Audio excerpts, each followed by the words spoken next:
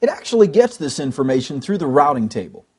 IP on the router actually performs the path determination process based upon what it sees in the IP routing table. The IP routing table is populated either by an administrator through static routing or by a routing protocol dynamically. A routing table will contain all of the interfaces that are used on the local router. For instance, on this router, we have actually got network 10.1.2, directly connected via Ethernet 0. Also, network 10.1.1 is directly connected via Ethernet 1. And then finally, network 10.8.3 is directly connected via serial 0.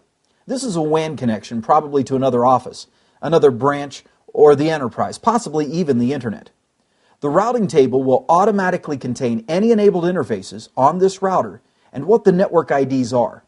Then any information which is learned from another router somewhere else, for instance this network here, 10.1.3, is because router 2 and this first router are running the same routing protocol.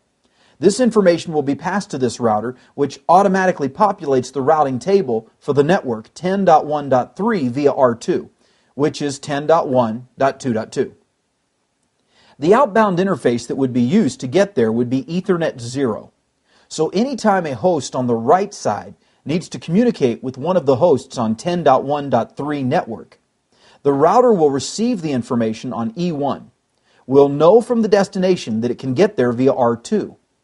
It is going to have to send it to R2 via Ethernet 0. It simply re-encapsulates the frame, forwards it directly to the MAC of the next hop, and then finally router 2 will perform the same operation to move that data to the destination network. That's more or less how a routing table is used. It is actually a very simple process, but ultimately the goal is to make sure that the entries themselves get in there and are there for the router to use.